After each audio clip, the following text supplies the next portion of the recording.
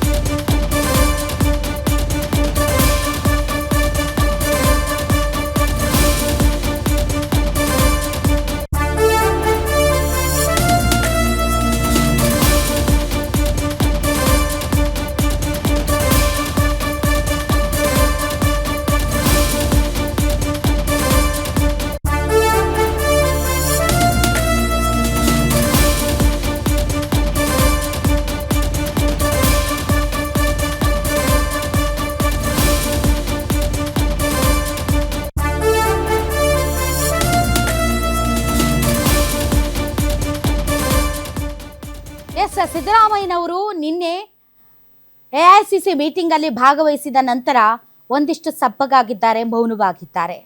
ಸಿದ್ದರಾಮಯ್ಯನವರ ಆ ಒಂದು ಹಳೆಯ ಜಾಯಮಾನ ಸಿಡುಕುವುದು, ನೇರವಾಗಿ ಉತ್ತರ ಕೊಡುವುದು, ಆ ಥರದ ಯಾವುದೇ ರೀತಿಯಾದಂಥ ಮುಖಚರ್ಯ ಆಗಲಿ ಆಟಿಟ್ಯೂಡ್ ಆಗಲಿ ಕಂಡು ಬರ್ತಾ ಇಲ್ಲ. ಅವರು ಮೌನಕ್ಕೆ ಶರಣಾಗಿದ್ದಾರೆ. ಬೆಳಗ್ಗೆ ಕೂಡ ಪತ್ರಕರ್ತರು ಕೇಳಿದ ಪ್ರಶ್ನೆಗೆ ನಾಳೆ ಮಾತಾಡ್ತೀನಿ, ಈಗೇನಿದೆಯೋ ಇವತ್ತಿನ ಬರ್ಕಳಿ, ನಾಳೆ ಮಾತಾಡ್ತೀನಿ ಅಂತ ಅಂದರು. ಅದಾದ ಮೇಲೆ ತಮ್ಮ ಆಪ್ತರ ಜೊತೆಗೂ ಕೂಡ ಜಾಸ್ತಿ ಮಾತಾಡ್ತಾ ಇಲ್ಲ ಸಿದ್ದರಾಮಯ್ಯನವರು. ಬಹಳಷ್ಟು ಜನ ಸಚಿವರು ಬಂದು ದಯವಿಟ್ಟು ಜೂನ್ 18ನೇ ತಾರೀಕುವರೆಗೂ ತಮಗೆ ಟೈಮ್ ಕೊಟ್ಟಿದ್ದಾರಲ್ಲ, ಅಲ್ಲಿವರೆಗೆ ವೇಟ್ ಮಾಡಿ, ನಾವು ನಿಮ್ಮ ಜೊತೆ ಇದ್ದೀವಿ ಅಂತ ಹೇಳಿದ್ರು ಕೂಡ ಅದಕ್ಕೆ ಯಾವುದೇ ಉತ್ತರವಿಲ್ಲದೆ ನಿರುತ್ತರರಾಗಿದ್ದಾರೆ ಮುಖ್ಯಮಂತ್ರಿಗಳು. ಸಿಎಂ ಸಿದ್ದರಾಮಯ್ಯನವರು ಮೌನಕ್ಕೆ ಶರಣಾಗಿದ್ದಾರೆ. ರಾಹುಲ್ ಗಾಂಧಿಗೆ ಕೊಟ್ಟ ಮಾತಿಗೆ ಬದ್ಧರಾಗಿದ್ದಾರೆ ಸಿಎಂ. ಬೆಳಿಗ್ಗೆಯಿಂದ ಸಾಲು ಆಪ್ತರು ಅವರನ್ನ ಭೇಟಿಯಾಗ್ತಾ ಇದ್ದಾರೆ. ಆದರೆ ಅವರಿಗೆ ಉತ್ತರ ಕೇವಲ ಮೌನ. ಯಾಕಾಗಬಾರ್ದು? ಯಾಕೆ ಅಂತಂದರೆ ಸಿದ್ದರಾಮಯ್ಯನವರು ಸುಮಾರು 3 ವರ್ಷಗಳಿಂದ ಈ ವಿಚಾರದಲ್ಲಿ ಗಟ್ಟಿಯಾಗೇ ಇದ್ದರು. ಅವ್ರು ಹೇಳಿದ್ದೊಂದೇ ಮಾತು, ಹೈಕಮಾಂಡ್ ಡಿಸೈಡ್ ಮಾಡಲಿ, ಹೈಕಮಾಂಡ್ ಹೇಳ್ದಾಗೆ ನಾನು ಕೇಳ್ತೀನಿ ಅಂತ. ಮೋಸ್ಟ್ ಪ್ರಾಬಬ್ಲಿ ಹೈಕಮಾಂಡ್ ಈ ವಿಚಾರದಲ್ಲಿ ನನ್ನನ್ನು ಕೆಳಗಿಳಿಸ್ಲಿಕ್ಕಿಲ್ಲ ಅಥವಾ ಈ ವಿಚಾರದಲ್ಲಿ ಹೈಕಮಾಂಡ್ ನನ್ನ ಕರೆಯಲಿಕ್ಕಿಲ್ಲ ಅಂತ ಅವರು ಭಾವಿಸಿದ್ರು ಅಂತ ಅನಿಸುತ್ತೆ. ಆದರೆ ಕೊನೆಗೂ ರಾಹುಲ್ ಗಾಂಧಿ ಅವರು ಕರೆದ್ರು, ರಾಜೀನಾಮೆ ಕೇಳಿದರು. ಸೊ ಹೀಗಾಗಿ ಪಕ್ಷ ಎಲ್ಲವನ್ನೂ ಕೊಟ್ಟಿರುವುದರಿಂದ ಪಕ್ಷಕ್ಕೆ ಮುಜುಗರ ಮಾಡುವಂಥ ಸ್ಥಿತಿಯಲ್ಲಿ ಈಗ ಸಿದ್ದರಾಮಯ್ಯನವರು ಇಲ್ಲ. ಹಾಗಾಗಿ ಅವರು ತುಂಬ ಗೌರವಯುತವಾಗಿ ನಿರ್ಗಮಿಸೋದಕ್ಕೆ ಮನಸ್ಸು ಮಾಡಿರುವುದರಿಂದ ಒಂದು ಮುಖ್ಯಮಂತ್ರಿ ಸ್ಥಾನವನ್ನು ಬಿಟ್ಕೊಡೋದು ಅಂದರೆ ಅದೇನು ತುಂಬ ಈಸಿ ಕೆಲಸ ಅಲ್ಲ. ಆದರೂ ಕೂಡ ಇದು ಗೊತ್ತಿದ್ದರಿಂದ ಸಿದ್ದರಾಮಯ್ಯನವರು ತುಂಬ ನಿರುಮ್ಮಳರಾಗಿದ್ದಾರೆ ಅಷ್ಟೆ. ಆದರೆ ಸಾಲು ಆಪ್ತರು ಅವರನ್ನು ಭೇಟಿ ಮಾಡೋದಕ್ಕೆ ಬಂದಿದ್ದಾರೆ. HK ಪಾಟೀಲ್ ಅವರು ಮುಖ್ಯಮಂತ್ರಿಗಳನ್ನು ಭೇಟಿ ಮಾಡಿದ್ರು, ಭೇಟಿ ಮಾಡಿ ಸಭೆಯನ್ನು ನಡೆಸಿದ್ರು. ನಾವು ಇವತ್ತು ಮುಖ್ಯಮಂತ್ರಿಗಳನ್ನ ಭೇಟಿ ಮಾಡೋಕ್ಕೆ ಬಂದಿದ್ವಿ, ಮಾಧ್ಯಮಗಳಲ್ಲಿ ಬಂದಂತಹ ಸುದ್ದಿ ಹಿನ್ನೆಲೆಯಲ್ಲಿ ನಾವು ಭೇಟಿ ಮಾಡಿದ್ವಿ. ಸಹಜವಾಗಿಯೇ ನಮಗೂ ಕೂಡ ಒಂದು ರೀತಿಯ ಕಳವಳ ಇತ್ತು, ಅದ್ರ ಬಗ್ಗೆ ಮಾತಾಡೋದಕ್ಕೆ ಮುಖ್ಯಮಂತ್ರಿಗಳನ್ನ ಭೇಟಿ ಮಾಡಿದ್ದೇವೆ. ನಮ್ಮ ಕಳವಳ, ನಮ್ಮ ಮನವಿಯನ್ನ ನಾವು ಮುಖ್ಯಮಂತ್ರಿಗಳಿಗೆ ಹೇಳಿದ್ದೇವೆ. ಆದರೆ ಮುಖ್ಯಮಂತ್ರಿಗಳು ಮಾತ್ರ ಸೈಲೆಂಟ್ ಆಗಿದ್ದಾರೆ ಅಂತ HK ಪಾಟೀಲ್ ಅವರು ರಿಯಾಕ್ಟ್ ಮಾಡಿದ್ದಾರೆ.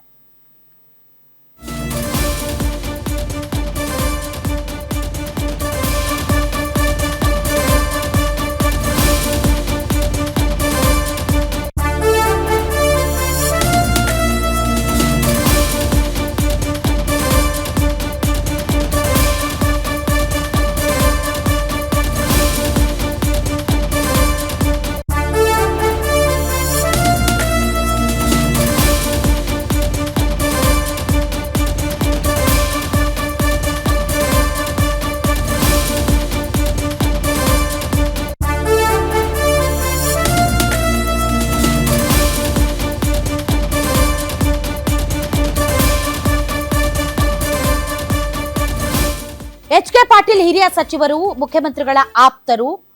ಮಾಧ್ಯಮಗಳಲ್ಲಿ ಬಂದಂತಹ ಸುದ್ದಿಯನ್ನ ನೋಡಿ ನಾವು ಕೂಡ ಮಾತಾಡ್ಸೋದಕ್ಕೆ ಬಂದ್ವಿ.